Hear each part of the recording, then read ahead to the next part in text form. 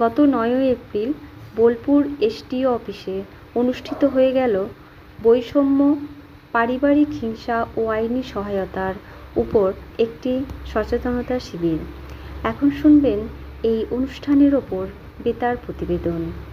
উপস্থিত ছিলেন ডিএলএস-এর সচিব বিচারক নিরুপমা দাস ভৌমিক মহাশয়া, বোলপুর মহকুমা শাসক অয়ন নাথ মহাশয় এবং অন্যান্য বিশিষ্ট ব্যক্তিবর্গ। আইন বিভাগের ছাত্র রমেন দাস প্রবীণ নাগরিক সম্পর্কে বললেন, আমি সিনিয়র সিটিজেন্সের বিষয় নিয়ে কিছু কথা বলবো। কারণ আজকের বর্তমান পরিস্থিতিতে আমরা এনসিআরবি ডাটা যদি আমরা চেক করতে যাই, এরকম অনেক আমরা কেস দেখে থাকবো যেখানে আমরা আফটার ম্যারেজের 30% কেস এমন দেখা যায় যেখানে ডোমেস্টিক ভায়োলেন্স, মেয়েরা এখানে বধূ নির্যাতনের শিকার হয়ে তারা কেস করে। কিংবা এমনও কিছু কিছু পরিবার দেখা যায় যেখানে আপনি গ্রামগঞ্জে কিংবা শহর অঞ্চলেও প্রায় 3 থেকে 4% এমনও কেস দেখা যাবে যেখানে গিয়ে দেখা যায় যে অ্যাবভ 60 এজের যারা আছে ব্যক্তিত্ব, তাদেরও কেস কিন্তু আমরা খুঁজে পেয়ে থাকি।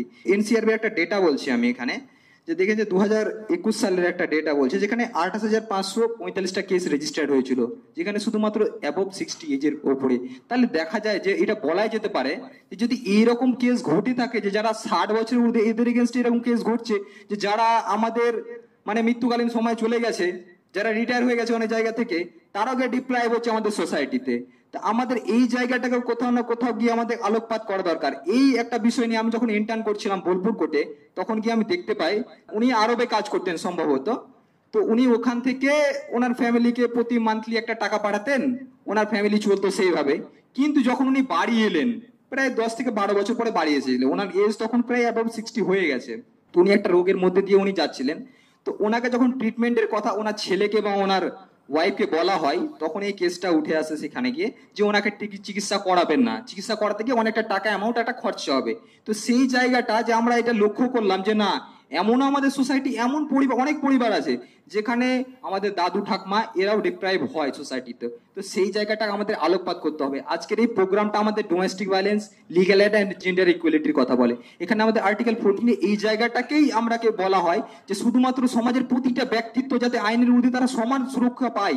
আমাদের আর্টিকেল 39A বানানো হয়েছে এই কারণের জন্য যে সমাজের প্রতিটা স্তরের মানুষ যাতে ফ্রি লিগ্যালের আওতায় আসে, যারা তারা বোঝে যে আমাদের রাইটসটা কি, আমাদের রাইটসটা যদি ডিপ্রাইভ হয়, যদি ভায়োলেশন হয়, তাহলে আমরা কোথায় যাব, কার কাছে যাব। আমাদের সোশ্যালি, এডুকেশনালি, ইকোনমিক্যালি এখনো অনেক সোসাইটি আছে যারা এখনো ডেভেলপমেন্ট হয়নি, যাদের সোসাইটি এখনো উন্নত হয়নি, তারা কোথায় গিয়ে পৌঁছাবে? তাদের জন্য আমাদের ডিএলএসএ, তাদের জন্য আমার এসএলএসএ, তাদের জন্য আমাদের নালসা। তো এই জায়গাগুলোকে আমাদেরকে আলোকপাত করতে হবে এবং আমাদের প্রশাসনিক সহযোগিতার মাধ্যমেই আমরা এই জায়গাগুলোকে উদ্ধার করেছি।